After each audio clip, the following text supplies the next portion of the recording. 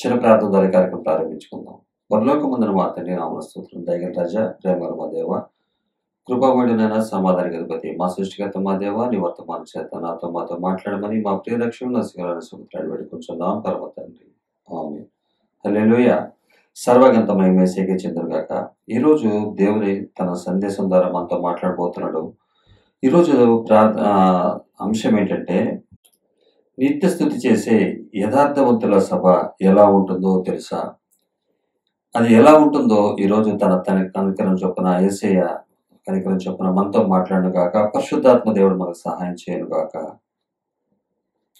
111వ కీర్తన, 112వ కీర్తన, ఈ 2 కీర్తనలు ఈ కవలపిల్ల లాంటివి.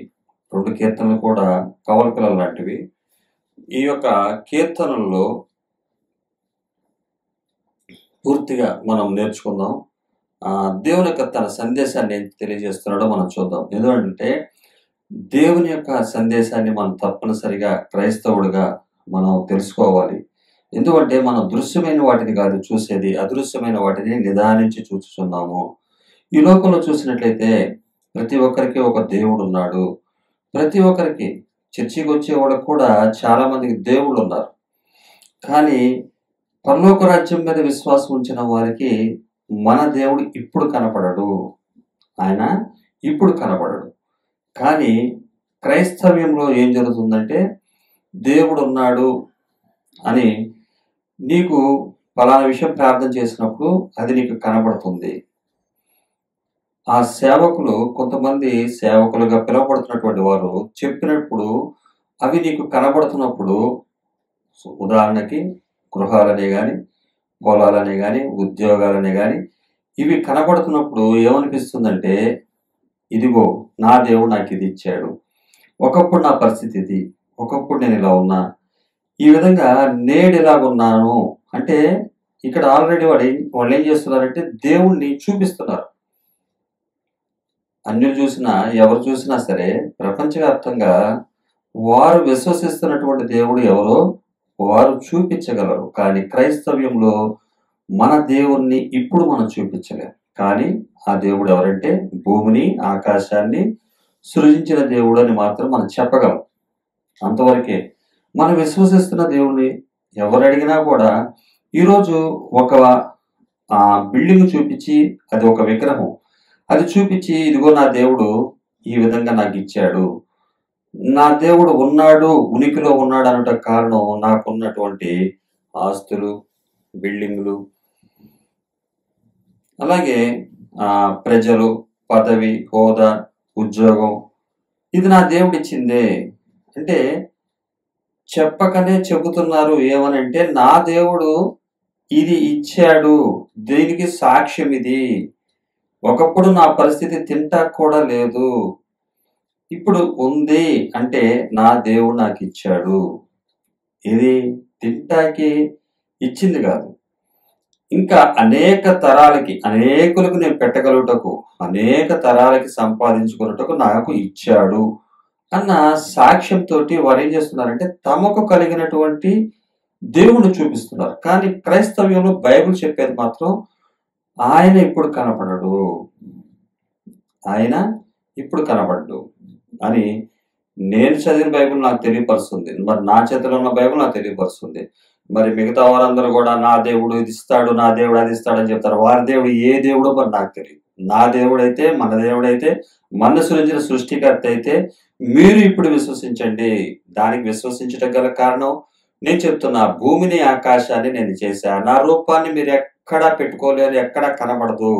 నా రూపం మీకు కనబడదు, అది కనిపించే రూపం కాదు.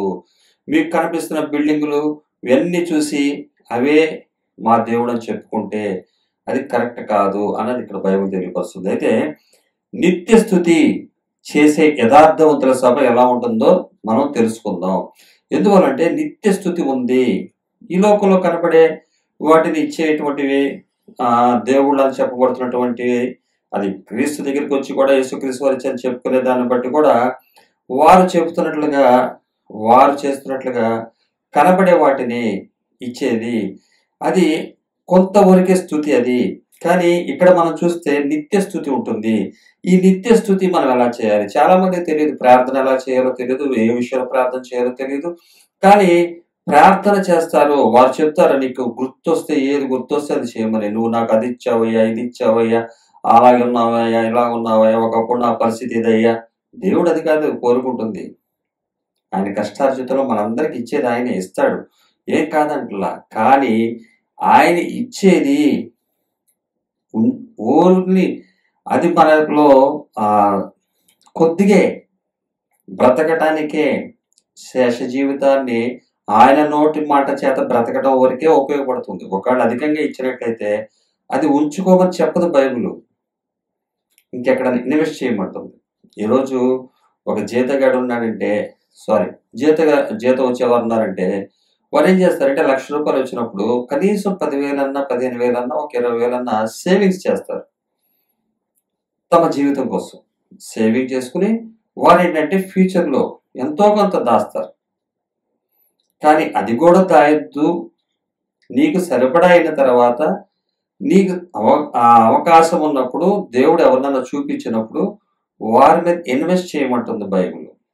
ఎందువల్లంటే నీకు ఇచ్చిన దేవుడు నీవు ఇతరులకు ఇస్తూ గడపమంటుంది. నేను ఒక సాక్షి విన్నాను. అయ్యగారు విన్సెంట్ పాల్ అయ్యగారు చెప్తుంటే ఆయన రైల్వే ఉద్యోగంట చెన్నైలో చేస్తున్నారంట. తన జీవిత కాలం అంతా కూడా రైల్వేలో చేస్తూ కుటుంబానికి కావాల్సినంత వాడుకుని ఉన్నటువంటి పిల్లలకు కూడా ఏ ఇన్సూరెన్స్లు కానీ పిల్లలకి ఏ విషయాల్లో కానీ దాయటం కానీ ఇల్లు కొనటం కానీ ఏమీ చేయలేదంట.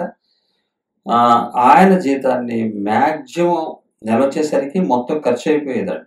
అంటే ఎంత జీతం వచ్చినా కూడా ఆయన వాడుకోనగా మిగతాది ఎవరికో సహాయం చేసి తోటి సహోదరులకి వీరితో పాటు ఉన్న వారికి అక్కర్లో ఉన్న వారికి తీరుస్తూ ఉండేవాడంట. చివరి వరకు కూడా ఆయన ఏ రూపాయి కూడా ఇన్వెస్ట్మెంట్ చేసుకోవాలి. అది బైబిల్ ఇచ్చే కాన్ఫిడెన్స్, అది బైబిల్ ఇచ్చే విశ్వాసం, బైబిల్ ఇచ్చే ధైర్యం. బైబిల్ని ధైర్యం తెచ్చుకోమంటుంది. ఎక్కడి నుంచి తెచ్చుకుంటాం ధైర్యం? యేసుక్రీస్తు వారి నుంచి ధైర్యం వస్తుంది. యేసుక్రీస్తు వారి గురించి తెలిస్తే ధైర్యంగా ఉంటాం. ఎందుకంటే మనకి ధైర్యాన్ని ఇచ్చింది ఆయన. ఆ యేసుక్రీస్తు వారు ఇచ్చిన ధైర్యం వల్ల మనం ఈరోజు ఈ భూమి మీద ఏ సంపద లేకపోయినా ధైర్యంగా బ్రతకగలుగుతున్నామంటే ఆయన చూపినటువంటి మార్గం. ఆయన చేసి చూపించాడు. అది బైబిల్ గ్రంథంలో రాయబడి ఉంది. చరిత్ర చెప్తుంది. విశ్వసించిన వారే నిత్య జీవం గలవారు, నిత్య జీవానికి అర్హులు అన్నది బైబిల్ తెలియపరుస్తుంది. కాబట్టి నిత్య జీవానికి సంబంధించినటువంటి విషయాలు మనం తెలుసుకుంటున్నాం. కాబట్టి నిత్య రాజ్యాన్ని గురించి మనం ధైర్యం తెచ్చుకోవాలి. కాబట్టి దేవుడు తన వాక్కుల్ని ఏ విధంగా మనకి తెలియపరుస్తున్నారో బలపరుస్తున్నారో అవి కంపల్సరిగా మనం నేర్చుకోవాలి. 111వ కీర్తన ఎంతో భరోసా ధైర్యాన్ని మనకిస్తుంది. 115వ కీర్తన, 16వ కీర్తన, 17వ కీర్తన, 118వ కీర్తన, 4 కీర్తనలు కూడా ఎంతో బూస్టింగ్ మనకి ఇచ్చింది. ఒక మరుగైనటువంటి సేవకుడు రాబోతున్న కృపాసత్యాన్ని చూసి ధైర్యాన్ని తెచ్చుకున్నాడు. మరి 2025 సంవత్సరాల క్రితం వచ్చిన యేసుక్రీస్తు వారు తర్వాత ఉన్న వారం మనం. అంటే మనకి ముందుగా 2025 సంవత్సరాల క్రితం యేసుక్రీస్తు వారు వచ్చారు. యేసుక్రీస్తు వారు రాకముందు 1000 సంవత్సరాలు ఉన్నటువంటి ఒక కీర్తనకారుడు విశ్వసించాడు. రాబోతున్నటువంటి నిజమైన సేవకుడు, ఆ రోజుల్లో ఉన్న సేవకులందరికన్నా శ్రేష్టమైనటువంటి సేవకుడు రాబోతున్నాడు. అది తెలుసుకున్నప్పుడు ధైర్యాన్ని మనకి ఇచ్చాడు దేవుడు. అలాగే 111, 112 కీర్తనలు కూడా మనకెంతో ధైర్యాన్ని ఇస్తుంది, భరోసాని ఇస్తుంది. ఆస్తులు అయితే ఇవ్వదు, ఈ లోక ఆస్తులు మాత్రం ఇవ్వదు, రాబోతున్న ఆస్తులు ఇస్తుంది. ఇది నిత్యరాజ్యం కొరకు నిరీక్షించే నీతిమంతుల కొరకు బలపరచడానికి దేవుడు ఇచ్చినటువంటి వర్తమానాన్ని దయచేసి మీరందరూ కూడా ఆలకించి ఆ ధైర్యాన్ని తెచ్చుకోండి. అంతేగాని ఈ లోకంలో సంపాదించిన వారి దగ్గర నుంచి తెచ్చే ధైర్యాన్ని తెచ్చుకోమాకండి. అది ఎందుకు ఉపయోగపడదు. ఆ స్థుతులు ఆగిపోతాయి. ఈ లోక సంపదను చూసి స్థుతించే వారి స్థుతులు ఆగుతాయి. కానీ నిత్య స్థుతి ఆగదు. అది మన మరణానంతరం అధికమైపోతుంది. ఇప్పుడు మనము చూడక చేస్తున్నాము, తర్వాత చూస్తాము, అందులోకి వెళ్ళబోతున్నాము. అదే క్రీస్తునందున్న వారికి విశ్వాసము. 111వ కీర్తన, 112వ కీర్తన మనం చూసినట్లయితే నిత్య స్థుతి చేసే యథార్థవంతుల సభ ఎలా ఉంటుందో, వాళ్ళ కుటుంబం ఎలా ఉంటుందో ఇక్కడ రాయబడుతుంది. ఈరోజు మనం చూసినట్లయితే కీర్తనకారుడు రాసిన 111వ కీర్తన మొదటి వచనం, యెహోవాను స్తుతించుడి. యథార్థవంతుల సభలోను సమాజంలోను పూర్ణ హృదయముతో యెహోవాకు కృతజ్ఞతాస్తుతులు చెల్లించెదను. యెహోవా క్రియలు గొప్పవి. మొత్తం ఒకసారి చదువుదాం. యెహోవా క్రియలు గొప్పవి, వాటి యందు ఇష్టము గల వారందరూ వాటిని విచారించుదురు. ఆయన కార్యము మహిమా ప్రభావములు గలది. ఆయన నీతి నిత్యము నిలకడగా నుండును. ఆయన తన ఆశ్చర్య కార్యములకు జ్ఞాపకార్థ సూచనను నియమించి ఉన్నాడు. యెహోవా దయాదాక్షిణ్య పూర్ణుడు. తన యందు భయభక్తులు గల వారికి ఆయన ఆహారం ఇచ్చి ఉన్నాడు. ఆయన నిత్యము తన నిబంధనను జ్ఞాపకము చేసుకొనును. ఆయన తన ప్రజలకు అన్యజనుల స్వాస్థ్యమును అప్పగించి ఉన్నాడు. తన క్రియల మహాత్యమును వారికి వెల్లడి చేసి ఉన్నాడు. ఆయన చేతి కార్యములు సత్యమైనవి, న్యాయమైనవి. ఆయన శాసనములన్నీ నమ్మకమైనవి. అవి శాశ్వతముగా స్థాపింపబడి ఉన్నవి. సత్యముతోనూ యథార్థతతోనూ అవి చేయబడి ఉన్నవి. ఆయన తన ప్రజలకు విమోచనము కలుగజేయువాడు. తన నిబంధన ఆయన నిత్యముగా నిర్ణయించువాడు. ఆయన నామము పరిశుద్ధమైనది, పూజింపదగినది. యెహోవా యందలి భయము జ్ఞానమునకు మూలము. ఆయన శాసనములు అనుసరించు వారందరూ మంచి వివేకము గలవారు. ఆయనకు నిత్యము స్తోత్రము కలుగుచున్నది. హల్లెలూయా. నిత్య స్తోత్రము అంటే ఈరోజు నిత్యము మనం ఆయన స్తుతిస్తున్నాం. అది నిత్య స్తుతి అంటే నిత్య రాజ్యాన్ని గురించినటువంటి స్తుతి మనది. నిత్య స్తుతి క్రైస్తవుడు చేయాల్సింది నిత్య స్తుతి, ఆఫ్ స్తుతి కాదు. ఇప్పుడు చూస్తున్నవి ఏవి కూడా కనబడవు. విత్ దేహం కూడా ఆయన ఇవ్వబోయే దేహం ఉంది. కాబట్టి గుర్తుపట్టండి, యెహోవాను స్తుతించమని చెప్తున్నాడు. 111 కీర్తన 1వ వచనం. యెహోవాను స్తుతించుడి, యథార్థవంతుల సభలోను సమాజంలోను పూర్ణ హృదయముతో నేను యెహోవాకు కృతజ్ఞతాస్తుతులు చెల్లించేదను. ఆయన కీర్తనకారుడు మొదటగా ఏం చెప్తున్నాడంటే, మీరు యెహోవాను స్తుతించుడి. యెహోవాను స్తుతించుడని చెప్పడం గల కారణం ఏంటంటే, కింద రాయబడుతున్నటువంటి వచనాల్లో యథార్థవంతుల సభలోను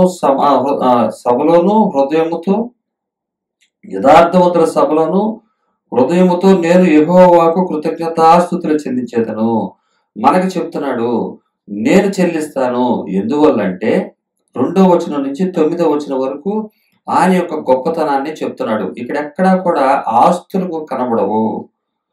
దేవుని యొక్క ఈ భూ ప్రపంచాన్ని చేసినటువంటి సృష్టికర్తను గురించి తెలియపరుస్తూ స్తుతిస్తున్నాడు. ఆయన యొక్క గొప్పతనం ఏంటో తెలియపరుస్తున్నాడు. దీన్ని బట్టే మనకు కూడా చెప్తున్నాడు, స్తుతించండి.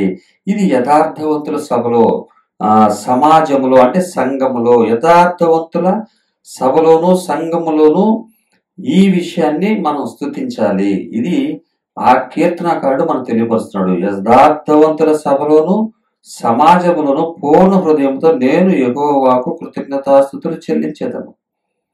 మనం తప్పనిసరిగా యథార్థవంతుల సంఘంలో చేయవలసినటువంటి స్థుతిని మనం చూసినట్లయితే ప్రతి సంఘం కనబడుతూ ఉంటుంది. సంఘాలన్నీ కూడా ఉన్నాయి, కానీ అన్ని సంఘాలు కూడా యథార్థవంతుల సభ, సంఘం, సమాజం కాదు అది. ఎందుకంటే ఇది ఈ లోకంలో మనం చూసినట్లయితే మ్యాక్సిమం ప్రతి ఒక్క సంఘం కూడా ఏం చేస్తుందంటే, ఈ లోకపు విషయాల్లోనే ఒక్కొక్క సంఘానికి స్వస్థతలు ఇస్తారని పేరు, ఒక్కొక్క చోట పరిశుద్ధాత్మ నడిపింపు ఉంటుందని పేరు, ఒక్కొక్క చోట అప్పులు తీరిపోతాయని, ఆస్తులు వస్తాయని, ఫైనాన్షియల్ బ్రేక్ త్రూ అని, ఇలాగ రకరకాల సంఘాలు ఉన్నాయి.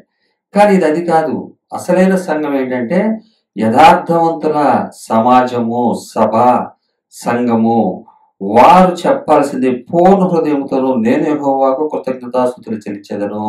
యథార్థవంతుల సభ, సంఘము అంటే అది సమాజం అంటే సంఘము, యథార్థవంతుల సంఘం ఇది. ఈ లోకంలో చూసినట్లయితే అనేక రకాలైనటువంటి సంఘాలు ఉన్నాయి. అనేక విధాలుగా మనం చూస్తాము.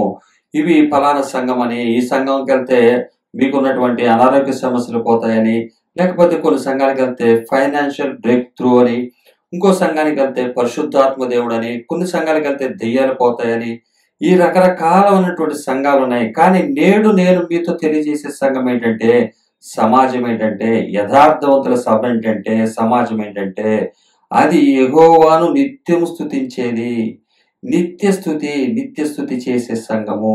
అందుకని అంటున్నాడు ఈ ఒకటో వచనంలో, యెహోవాను స్తుతించుడి, యథార్థవంతుల సభలోను సమాజంలోను పూర్ణ హృదయంతో యెహోవాకు కృతజ్ఞతాస్తుతులు చెల్లించేదను అంటున్నాడు ఈ కీర్తనకారుడు. అలాగే కీర్తనకారుడు రాస్తున్నాడు 2వ వచనం వచ్చేసరికి ఆయన చెప్తున్నాడు, ఇక్కడ కనబడుతున్నటువంటి 2వ వచనం నుంచి 9వ వచనం వరకు ఉన్నటువంటి విషయాల్ని వీటిని బట్టి ఈ సమాజము, ఈ సంఘము యెహోవాకు కృతజ్ఞత స్తుతులు చెల్లిస్తుంది. ఇది నిత్య స్తుతి, ఇది యథార్థవంతుల సభ, నిందారహితులైనటువంటి వారు ఉండే సభ. నిందారహితులు, యథార్థవంతులు అంటే ఎవరు వాళ్ళు? ఇప్పుడు ఏ సెక్టార్కి వెళ్తే ఆ సెక్టార్లో దానికి సంబంధించి పనే చేస్తారు వాళ్ళు. ఇప్పుడు మనం చూసినట్లయితే న్యాయ వ్యవస్థ ఉంది. న్యాయ వ్యవస్థలో ఉండేదేంటి? జడ్జి ఉంటారు, లాయర్స్ ఉంటారు. వారు వ్యవస్థలో ఉన్న పనులే చేస్తారు వాళ్ళు. పోలీస్ డిపార్ట్మెంట్ అయినా అంతే. కానీ వీళ్ళు అర్హులు ఎలాగవుతారు? వీరిలో ఏ నేర చరిత్రలు ఉండకూడదు. నేర చరిత్రలు ఉన్నవారు వీరు ఆ స్థానాల్లో ఉండటానికి సరిపోరు. అలాగే క్రైస్తవులు కూడా సంఘములోకి వచ్చిన వారందరూ కూడా ఎటువంటి వారు అయి ఉండాలి? యథార్థవంతులై ఉండాలి. ఈ టైటిల్ లేకుండా లోపలికి వచ్చి నేడు సమాజంలో ఏం చూపిస్తున్నారంటే, యథార్థత ఆయన వచ్చినప్పుడు చూసుకుంటాడు. నేను చేయగలిగింది చేస్తున్నా, మిగతాది ఆయన చూసుకుంటాడు. ఈ నిర్లక్ష్య ధోరణి ఎక్కడైనా మనం చూస్తామా? ఇంకెక్కడ చూడం. కానీ బైబిల్ దగ్గర అంత ఖచ్చితంగా ఉండాల్సినటువంటి క్రైస్తవుడు అంటే గుర్తుపట్టక, నిత్యరాజ్యంలో గురించినటువంటిది రూల్స్ అండ్ రెగ్యులేషన్స్ గుర్తుపట్టక, దేవుడు తన యొక్క స్వరక్తాన్ని ఇచ్చి మనం కొన్నాడు. ఇక మనం ఏం పర్వాలేదు, రక్షణలోకి వచ్చేసాం, రక్షణ ఓడలోకి వచ్చేసాం, ఇంకేం పర్వాలేదు. మరి పర్వాలేదు అన్నప్పుడు మరి మనం ఎలా బ్రతుకుతున్నాం?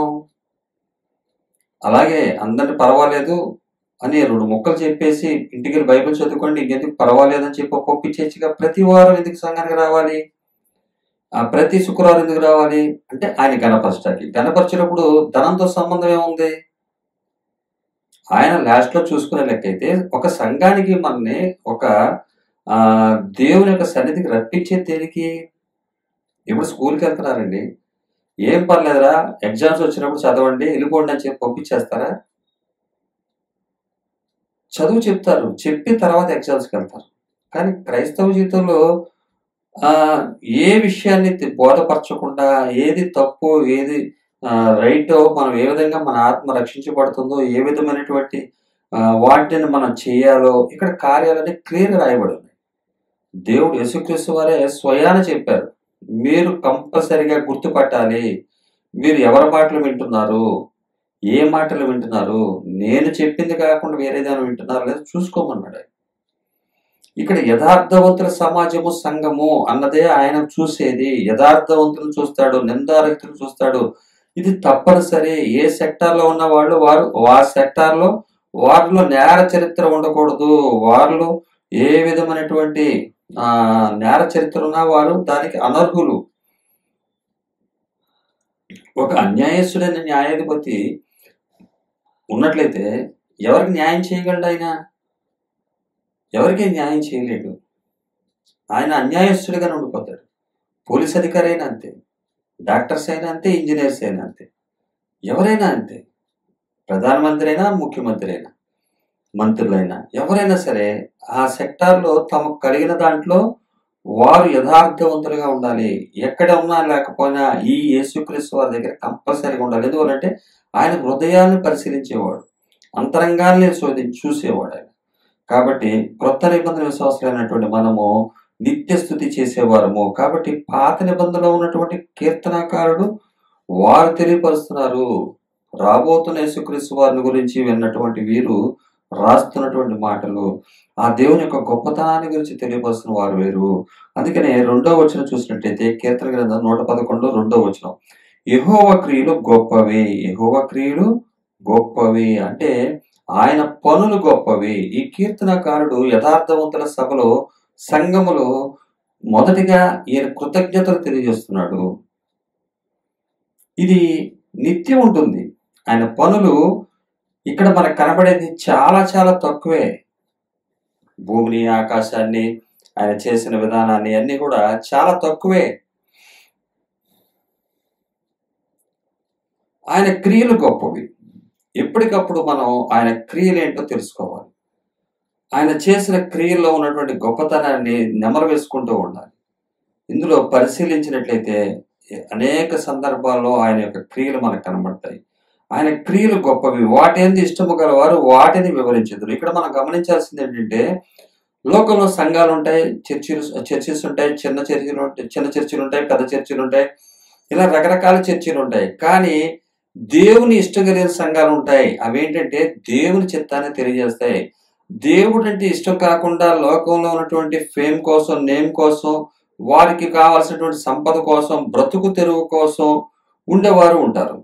కాబట్టి మీరు కంపల్సరీగా మీరు చూడండి, వాటి యందు ఇష్టం యెహోవా క్రియలు గొప్పవి, వాటి యందు ఇష్టం గలవారు వాటిని వివరించెదరు.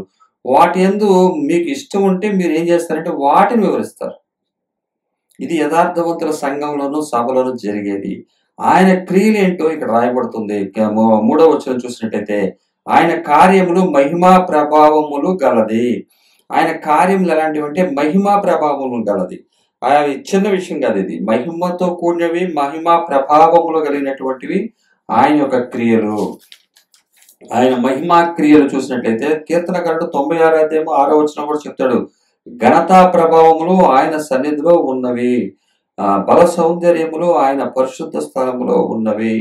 ఘనత ప్రభావములు ఆయన సన్నిధిలో ఉన్నవి, బల సౌందర్యములు ఆయన పరిశుద్ధ స్థలములో ఉన్నవి. అలాగే ఈ 111 3వ వచనంలో రెండో భాగంగా చూసినట్లయితే, ఆయన నీతి నిత్యము నిలకడగా నుండును. గమనించాలి, నిత్యము. క్రైస్తవుడు ఉద్దేశము నిత్యము, కొంతవరకే కాదు, ఈ జీవనం వరకే కాదు, ఎప్పుడు కూడా. అంటే ఈ నీతి, దేవుని యొక్క నీతి ఎప్పుడు ఉంటదంట. అంటే ఏ నీతి ఇది? పంచే నీతి. ఎవరికి వాళ్ళు వ్యక్తిగతంగా పెంచుకునేది కాదు, పంచే స్థితి. అది ఎప్పుడూ ఉంటుందంట. ఆయన నీతి నిత్యము నిలకడగా నుండును. అలాగే 112 3వ వచనంలో నీతి నిత్యము నిలుచును. అలాగే 112 9లో కూడా కనబడుతుంది, వాడు దాతృత్వం కలిగి బీదలకు ఇచ్చును, వాని నీతి నిత్యము నిలుచును. వాని నీతి ఎప్పుడు ఉంటుందంట? నిత్యము నిలుచును. వాని నీతి నిత్యము నిలుచును, వాని కొమ్ము ఘనత నుండి హెచ్చింపబడును. మనం చూసినట్లయితే నీతి అంటే కీర్తనకారుడు రాస్తాడు, మా నీతి ఏముందయ్యా, మురికి గుడ్డ లాంటిది. నిజమే, మన నీతి ఏంటంటే మనకు కలిగిన దాంట్లో ఎంతో కొంత ఇస్తామే తప్ప మొత్తం ఇచ్చేది కాదు, లేని వారికి మొత్తం సహాయం చేసేవారం కాదు. అందుకనే నీతి నిత్యము నిలుస్తుంది.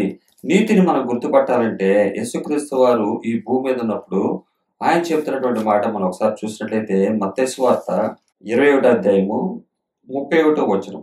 అందుకు వారు మొదటి వాడే అనిరి, యేసు సుంకర్లను వేశ్యలను మీకంటే ముందుగా దేవుని రాజ్యంలో ప్రవేశించుదురని మీతో నిశ్చయంగా చెప్పుచున్నాను. యేసుక్రీస్తు వారు చెప్తున్నాడు, ఇక్కడ ఉన్నటువంటి ప్రధాన యాజకులకు పెద్దలతోటి చిన్న విషయం, అంటే ఆయన యేసుక్రీస్తు వారు బోధిస్తున్నందుకు బోధన గురించినటువంటి సందర్భంలో నువ్వు ఏ అధికారంతో యేసుక్రీస్తు వారు బోధిస్తున్నారని చెప్పి వారు అడుగుతున్నటువంటి ప్రశ్నకు దానికి సంబంధించిన సందర్భంలో యేసుక్రీస్తు వారు చెప్తున్నాడు, ఈ ప్రధాన యాజకులతో పెద్దలతో చెప్తున్నాడు, ప్రజల పెద్దలతో. వీరెవరు? పెద్ద పెద్ద సంఘ కాపర్లు, ధర్మశాస్త్రాన్ని బోధించేవారు. వారు కళ్ళ ముందు సృష్టికర్త అయినటువంటి దేవుడు ఎదురు కనబడుతున్నా కూడా గుర్తుపట్టట్లేదు, ఆయన బోధన గుర్తుపడుతున్నారు. ఈరోజు క్రైస్తవులు చూసినట్లయితే బైబిల్ చెప్తుంటే గుర్తుపడతలా, వీరికి ఏ ఉద్దేశం ఉందని ఆలోచిస్తున్నారు.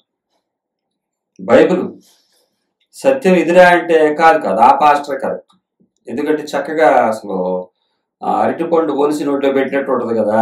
ఎందుకంటే తీయని మాటలు ఎట్లా ఉంటాయంటే చాలా బాగుంటాయి. ఎక్కడన్నా వైర్ కరెంటు షాక్ కొడుతుందిరా అని చెప్పడానికి దానికి ఎలా చెప్పాలి? సీరియస్గానే చెప్పాలి. నవ్వుతో చెప్తారా, అది పట్టుకో మాకు అంటే ఆడేమంటాడు, క్యామ్డీ అనుకుంటారు.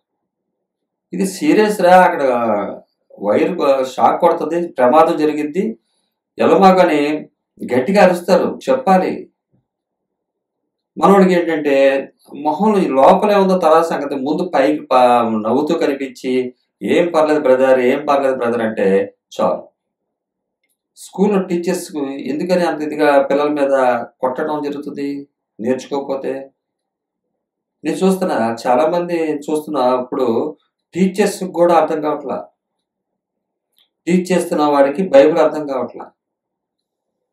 వారు ఒక చదవలేని విద్యార్థిని చూస్తే ఎంత చండాలంగా వాళ్ళకి బాధ అనిపిస్తుంది. వాళ్ళకి బాధలో వాడిని చిన్న చూపు చూస్తారు, చదవలేని వాడిని. ఎందుకని? వారు చదువుకోకపోతే భవిష్యత్తు లేదనే సంగతి వాళ్ళకి తెలుసు. మరి బైబిల్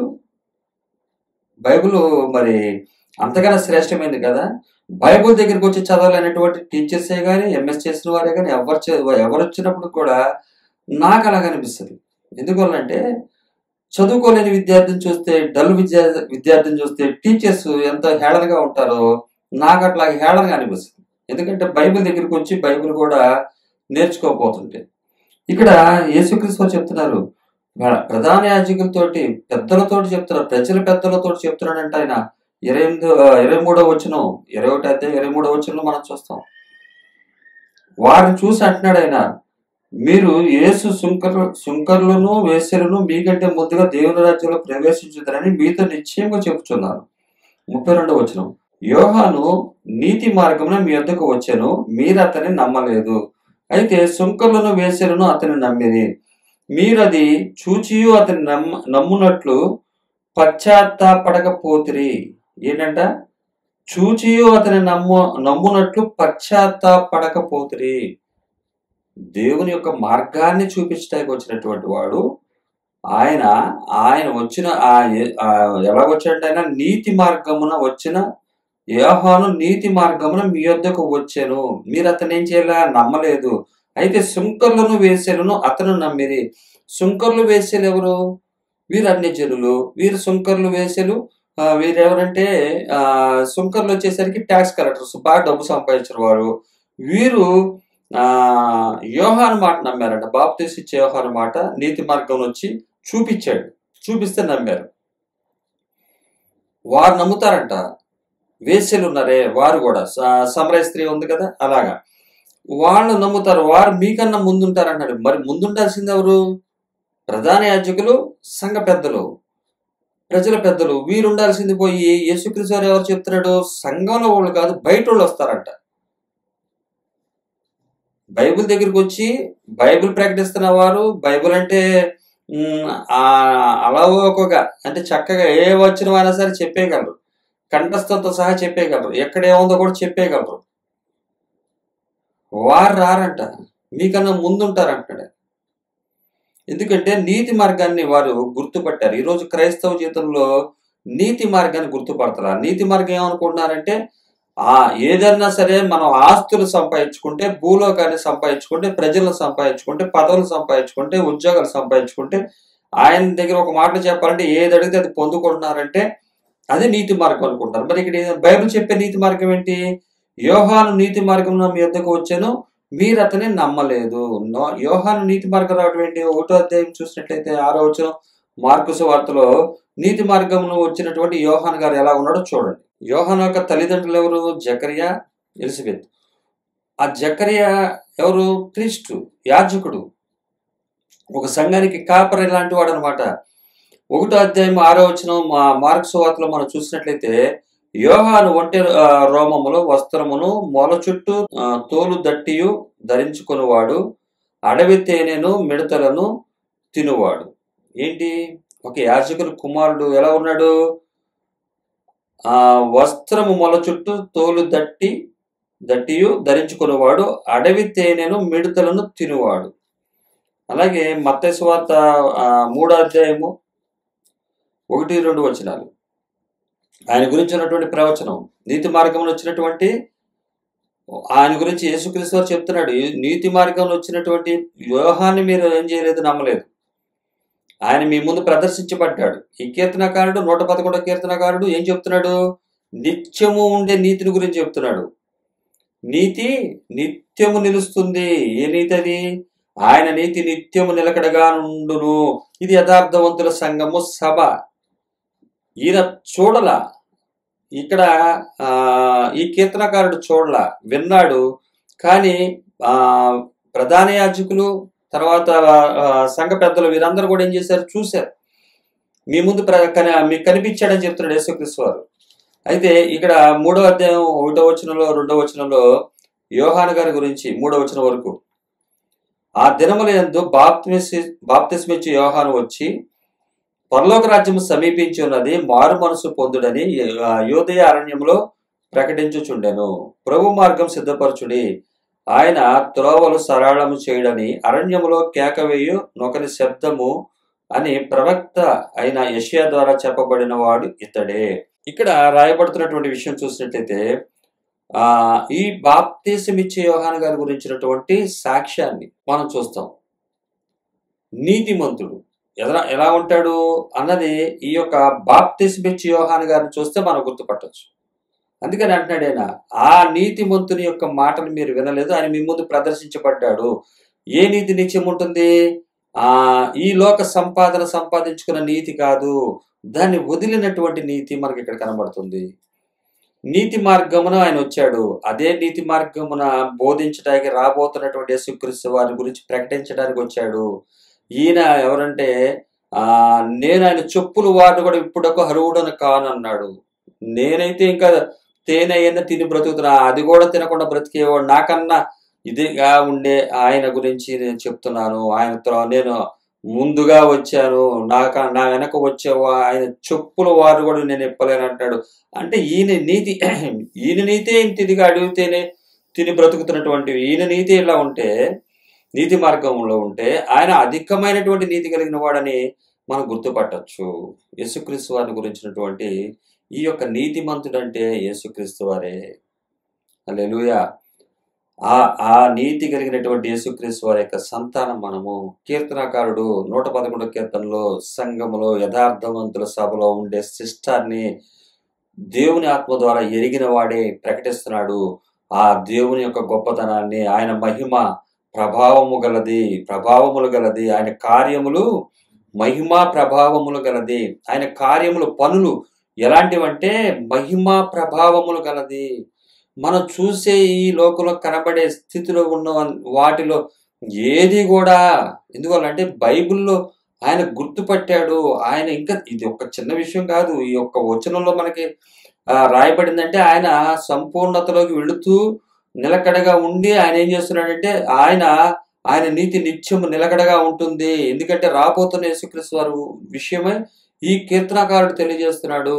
ఆ నీతి మార్గాన్ని వచ్చినటువంటి మనం యోహాను గారిని చూస్తాము. ఆ నీతి నిత్యము ఉంటుంది. నిత్య స్తుతులు చేయడానికి మనం ఎప్పుడు సిద్ధపడి ఉండాలి. అది యథార్థవంతుల సభ, యథార్థవంతుల సంఘము. అన్ని సంఘాలు యథార్థ సంఘాలు కావు, అన్ని సంఘాలు యథార్థ సమాజం కాదు. ఎవరి పని ఆడదే, ఎవరి ఆలోచన వాడిది. దేనికోసం వచ్చి ఒకడు అమ్ముకోవడానికి వస్తాడు, ఒకడు కొనుక్కోవడానికి వస్తాడు, ఒకడు ప్రదర్శించడానికి వస్తాడు, ఒకడు నైపుణ్యత చూపించడానికి వస్తాడు, ఒక టాలెంట్ చూపించడానికి వస్తాడు, ఒకడు సంపాదించుకోవడానికి వస్తాడు. రకరకాల వాళ్ళు వస్తూ ఉంటారు. అందుకనే నా దేవుని ఆలయాన్ని దొంగలకు ఒకగా మార్చేశాడని చెప్పి యేసుక్రీస్తు వారు రాళ్ల మందిరం ఉన్న సమయంలో ఆయన చెప్పాడు. ఆయన మందిరం ఇంకా రాళ్ల మందిరంగా అంటే ఆ మందిరం పడగొట్టబడి, అంటే క్రీస్తు వారి మరణ పునరుద్ధాన తర్వాత ఆ మందిరం పాడైపోయే మందిరం అయినప్పటికీ కూడా ఆయన ఆ కార్యం చేసే వరకు దాన్ని ఆపాడు. ఆ మందిరాన్ని దొంగల గుహగా మార్చారు. నేడు చూసినట్లయితే మన జీవితాలు దొంగల గుహగా మారకూడదు. వ్యాపారాలు, ఏ వ్యాపారం పడతా వ్యాపారాలు ఈ కాదు. ఇది ఆయన యథార్థవంతుల సభ అవ్వదు, సంఘం అవ్వదు. యథార్థవంతుల సంఘము, నిత్యము స్తుతించే సంఘము. ఈ లోకంలో వచ్చే వాటిని చూసుకుని రకరకాల విషయాలు, ఏ సంఘం అన్నా చూడండి, ఒక్కొక్క సంఘానికి ఒక్కొక్క టాలెంట్ మనం చూసినట్లయితే ఎందుకు అలా ఉన్నాయి?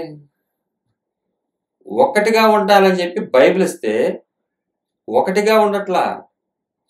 రకరకాల సంఘాలు.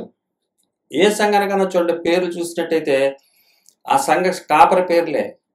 ఆయన సంఘం, ఈయన సంఘం, వీళ్ళ సంఘం, వాళ్ళ సంఘం. ఒక్కొక్క పేరుకి తగ్గట్టుగా చూసినట్లయితే మీరే చూడండి, ఒక్కొక్క సంఘానికి ఒక్కొక్క టాలెంట్.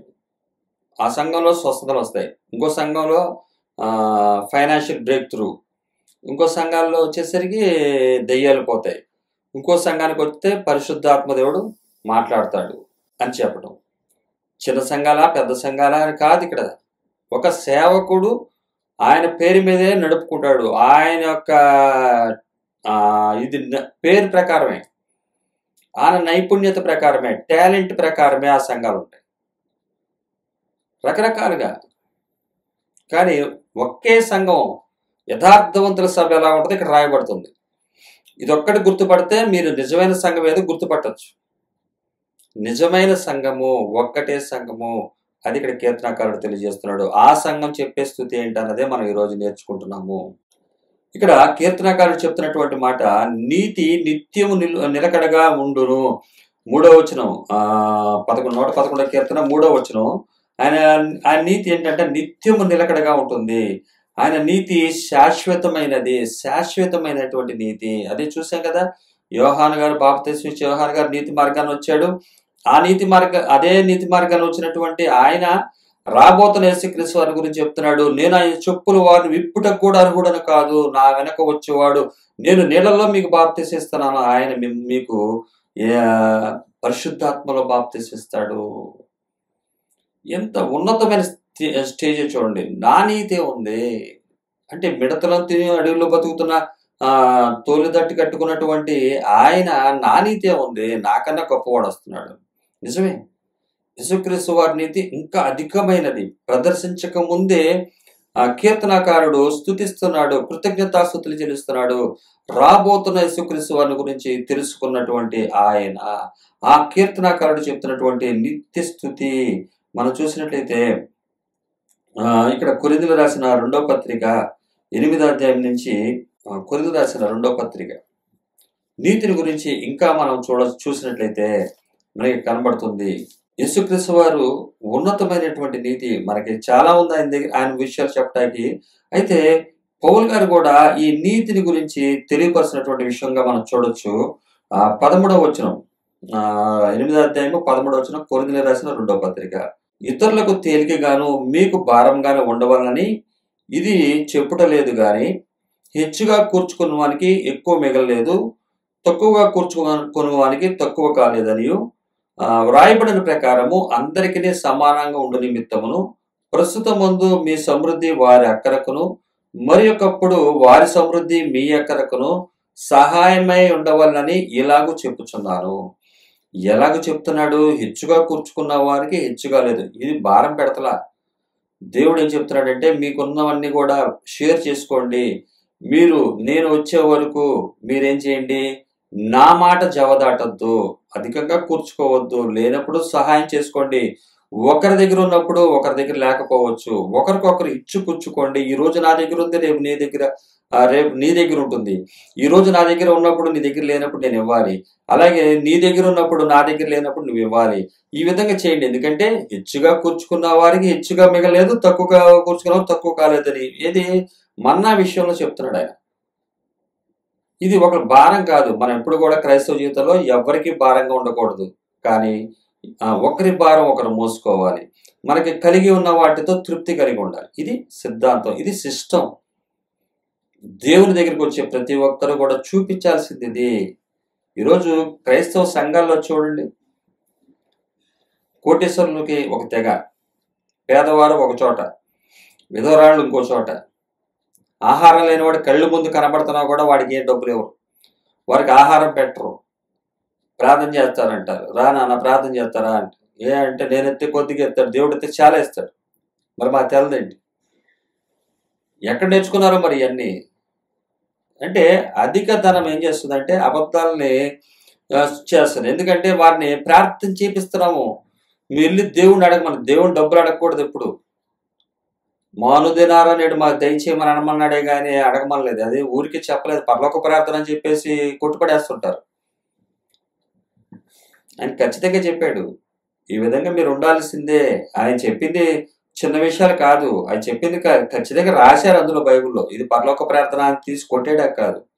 ఏంటంటే ప్రస్తుతం మందు మీ సమృద్ధి వారి అక్కరకును మరి ఒకప్పుడు వారి సమృద్ధి మీ అక్కరకును సహాయమై ఉండవలని ఇలాగూ చెప్పుచున్నాను. ఈ విధమైనటువంటి స్థితి సంఘంలో ఉన్నప్పుడు ఆ సంఘంలో ప్రేమ, దేవుని యొక్క ఆత్మ దిగుతుంది అక్కడ. ఈరోజు పరిశుద్ధాత్మ దిగు దిగు దిగు పావురం వల్లే దిగుతాడు, పావురం వల్లే వచ్చాడు.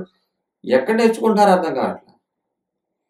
పరిశుద్ధాత్మ దేవుడు వస్తే ఏం చేస్తాడు? ఐక్యత తీసుకొస్తాడు, ప్రేమ తీసుకొస్తాడు. నా కడుపులో ఉన్న తీసి పెట్టాలనిపిస్తుంది, ఇంకా దాచుకోవాలనిపిస్తుంది. అంటే ఇంకా పరిశుద్ధాత్మ దేవుడు రావటం ఎందుకు? పరిశుద్ధాత్మ దేవుడు వస్తే పాపం గురించి, నీతిని గురించి ఒప్పిస్తాడు.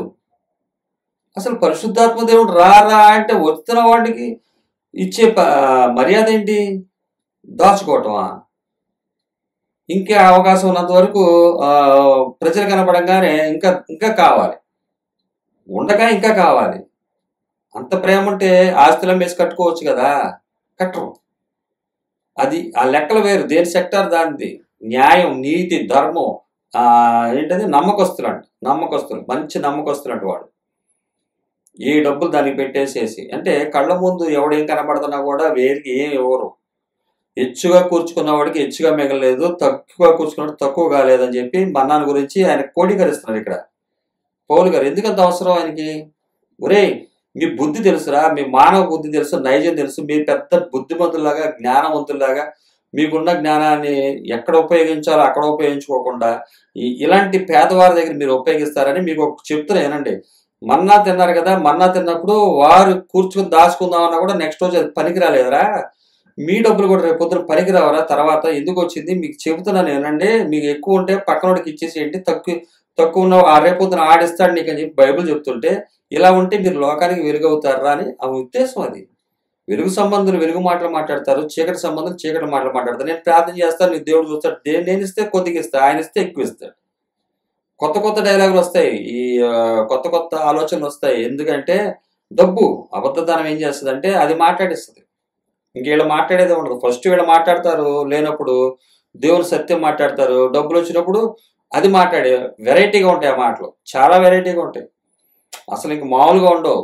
మనకు కూడా ఎప్పుడేనో వదిలిన వారి ఆస్తిని కావాలని వదులుకున్నటువంటి దీనులైనటువంటి వారి మాటలు, అలాగే ఆస్తి వచ్చిన తర్వాత ఫస్ట్ ఎక్కడ తర్వాత ఆస్తి వచ్చిన తర్వాత వచ్చిన వారి మాటలు చాలా వ్యత్యాసం ఉంటాయి. అది ఆత్మానుభవం చేత ఆత్మను కలిగిన వారే, దేవుని ఆత్మ కలిగిన వారు గుర్తుపట్టగలరు ఇటువంటి మోసం మాటలు. కాబట్టి ఎవరి మీద ఆధారపడకండి, ఎవరికి భారంగా ఉండొద్దు. అయితే ఒకరి భారాన్ని ఒకరు భరించండి, మీకు కలిగిన వాటితో తృప్తి కలిగి ఉండండి. ఇది దేవుని యొక్క చెప్పే మాటలు అయ్యి. ఆయన చెప్తుంది, నీతి మార్గాన్ని బోధిస్తున్నాడు ఒక పౌలు గారు. ఏ విధంగా చెప్తున్నాడు? ప్రస్తుతం ముందు మీ సమృద్ధి వారి అక్కరకును, మరొకప్పుడు వారి సమృద్ధి మీ అక్కరకును సహాయమే ఉండవాలని ఇలాగో చెప్తున్నాను. కొరింథీ సంఘానికి చెప్తున్నాడు ఆయన. మాసిదోనియా సంఘానికి చూపించాడు. మాసిదోనియా సంఘానికి మీరు ఆత్మీయంగా సహాయం చేశారు. వారు ఇబ్బందుల్లో ఉన్నా కూడా మీకు ఇప్పుడు ఏం చేస్తున్నారు? శరీర అవసరాలు అక్కలు తీరుస్తున్నారు, అప్పులు చేసి మరి తీరుతున్నారంట. వారు బహు పేదలైనప్పటికీ కూడా దాతృత్వం చూసినట్లయితే వారు శ్రమల్లో వెళ్తున్నా కూడా ఇక్కడ రాయబడుతుంది 8వ వచనంలో, బహు శ్రమల వలన పరీక్షింపబడిగా అత్యధికంగా సంతోషించి, మరియు వారు నిరుపేదలైనను వారి దాతృత్వం బహు విస్తరించెను. వారి దాతృత్వం బహుగా విస్తరించెను. ఈ కృప విషయంలోను పరిశుద్ధుల కొరకైన పరిచర్యలను పాలు పొందు విషయంలోను. పరిశుద్ధుల కొరకైన పరిచర్య ఏంటండి? పరిచర్య చేయాలంటారు. ఏంటి పరిచర్య? దేవుని పరిచర్య అంట. అదేంటి? వెళ్ళి వాక్యం చెప్పడం కాదు, అంటే ఇళ్ళకి వెళ్ళి ప్రార్థన చేయటం, తర్వాత వచ్చేసి ఆ సంఘంలో వచ్చేసి పార్కింగ్ దగ్గర ఉండటం, లేకపోతే ఓడవటం, ఇది పరిచర్య. మరి పరిశుద్ధుల అవసరాలకి అంటున్నారు ఏంటి వీళ్ళు? పరిశుద్ధుల కొరకైన పరిచర్యలో పాలు పొందు నీ విషయంలోను మనపూర్వకముగా మమ్మల్ని వేడుకొనుచు వారు తమ సామర్థ్యము కొలదేగాక సామర్థ్యము కంటేను ఎక్కువగా తమంతట తామే ఇచ్చిరని మీకు సాక్ష్యం ఇచ్చుచున్నాను అంటున్నాడు. ఇది యథార్థవంతుల సంఘం. యథార్థవంతుల సంఘం ఇది. యథార్థవంతుల సభ ఇలాగ ఉంటుంది. అక్కడ ఈ విధమైనది ఉంటుంది. ఇక్కడ ట్రాఫిక్ కూడా ఉండదు, పెద్ద పెద్ద తొడవాల్సిన పనులు ఉండదు. ఈ యథార్థవంతుల సభలో ఉండేది కొందరే. మిగతా అంతా కూడా ఏ సభ? అది ప్రత్యేక సభలు. ప్రత్యేకత, ఒక్కొక్క సంఘానికి ఒక్కొక్క ప్రత్యేకత. అది ఎందుకు ప్రత్యేకత? ఈ లోకంలో పోషించబట్టాకి. దానికన్నా బెటర్ ఏదైనా ఉద్యోగం చేసుకుని, చిన్న ఉద్యోగం చేసుకున్నావు, లేదా పెద్ద ఉద్యోగం చేసుకున్నావు, లేకపోతే ఏదో మోసం చేసుకుని బతకచ్చు. కానీ సృష్టికర్త అయిన దేవుడి దగ్గరికి వచ్చేసి యథార్థవంతుల సభలాగా ఉండకుండా, యథార్థవంతులుగా ఉండకుండా వారు తెలివితేటలతోటి సంపాదించుకున్నటువంటి పరిస్థితికి వెళ్తున్నారు. ఇది దారుణమైనటువంటి పరిస్థితి. యథార్థవంతుల సభ అవదు, అది సంఘం అవదు, సమాజం అవదు.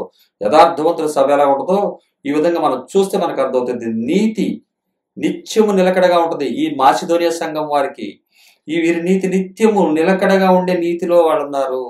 మనం గుర్తుపట్టాలి ఒక సంఘము అంటే ఏ విధంగా ఉండాలన్నది. ఇక్కడ మనం చెప్పబడుతున్నటువంటి మాటల ద్వారా దేవుడు తన కనికరం చొప్పున మనతో మాట్లాడుతున్నటువంటి ఆయనకి సర్వగత మహిమ చెందును గాక. 111వ కీర్తన 3వ వచనం వరకు మనం ఈరోజు చూస్తున్నాము. ఆయన నీతి నిత్యము నిలకడగా ఉండును. మాసిదోనియా ఒక సంఘాన్ని కూడా ఇక్కడ మనం చూడొచ్చు. మాసిదోనియా సంఘము. అలాగే ఆయన చెప్తాడు పౌలు గారు ఈ తీతు గారి గురించి ఒక చిన్న మాట చూసి మనం ముగిద్దాం. కొరింథీయులకు రాసిన 2వ పత్రిక 8వ అధ్యాయము 16వ వచనము. మీ విషయమై నాకు కలిగిన ఈ ఆసక్తినే తీతు హృదయంలో పుట్టించిన దేవునికి స్తోత్రము. ఏ స్తోత్రం చెప్తున్నాడు ఈయన? పౌలు గారు ఏ స్తోత్రం చెప్తున్నాడు? పైన రాయబడ్డ మాటలు అదే 13వ వచనం. ఇతరులకు తేలిగ్గాను మీకు భారంగాను ఉండవాలని ఇది చెప్పుట లేదు గాని హెచ్చుగా కూర్చుకున్న వారికి ఎక్కువ మిగలలేదు, తక్కువగా కూర్చుకున్న వారికి తక్కువ కాలేదనియు రాయబడిన ప్రకారము అందరికీ సమానంగా ఉండు నిమిత్తమును ప్రస్తుతం ముందు మీ సమృద్ధి వారి అక్కరకును వారి ఏడల మరి ఒకప్పుడు వారి సమృద్ధి మీ అక్కరకును సహాయమై ఉండవాలని ఇలాగూ చెప్పుచున్నాను. నేను ఇలా చెబుతుంటే ఈ విషయంలో తీతు గారి గురించి చెప్తున్నాడు ఆయన.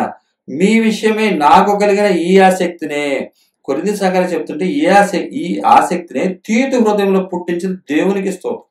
దేవునికి హల్లెలూయా. దేవునికి దేని స్తోత్రం? ఏ స్తోత్రాలు? ఈ నిత్య స్తోత్రాలు. ఇదే ఆలోచన తీతుకు కూడా కలిగిందంట. అంటే తన సేవకుడికి కూడా ఆయన చూసినప్పుడు ఆసక్తినే తీతు హృదయంలో కూడా దేవుడు పుట్టించాడు. మనలో కూడా భక్తి చేసేది మనం కాదు, ఆయన చేయిస్తున్నాడు. ఎందువల్ల? ఆయన చేశాడు, ఆయన నీతి చూపించాడు కాబట్టి మనం నీతి చేయగలుగుతున్నాం. అంటే ఆయన చేయిస్తున్నాడు, లేకపోతే మనం చేయలేము. పౌలు గారు చేశాడు, తీతు గారు కూడా ఇదే ఆసక్తిని చేయటానికి దేవుడే చేశాడు. అంటే దేవుడే ఆ ప్రేరేపణ, ఆ మనసు కలిగించాడు. మరి ఈరోజు నాకు కొంతమంది అంటారు, మరి నాకు ఆ మనసు లేదు కదా, దేవుడు పుట్టించట్లేదు అంటే పుట్టించడు. ఎందుకంటే నువ్వు అనేకమైన విగ్రహాలు పెట్టుకున్నావుగా, ఈ బిల్డింగ్ అని, ఆ బిల్డింగ్లని, ఆస్తులని, పేరు ప్రఖ్యాతలు, నేను ఫేమ్ అవ్వాలి, నేను అందరికి కనబడాలి, అనేక విధాలైనటువంటి వాటి వల్ల ఏమవుతుందంటే ఈ ఆలోచన పుట్టదు. అసలు అటు పక్కకే చూడరు. దేవుని దిక్కుగా చేసి బతకాల్సినటువంటి వాడు సేవకుడు. అలా బ్రతుకుతున్నటువంటి పౌలు గారిని చూసినటువంటి తీతు కూడా అదే నేర్చుకున్నాడు. వేరే వాళ్ళలాగా వెళ్ళిపోలా. అటువంటి మనసు, ఆయనకి ఆసక్తినే తీతు హృదయంలోకి పుట్టించిన దేవునికి స్తోత్రం. తీతుకు కూడా అట్లాంటి ఆ మనసు పుట్టడానికి దేవుడు సహాయం చేశాడు. దేవుడు సహాయం చేయాల్సిందే, అది చేయకపోతే ఎవరి వల్ల అవ్వదు, కష్టమే.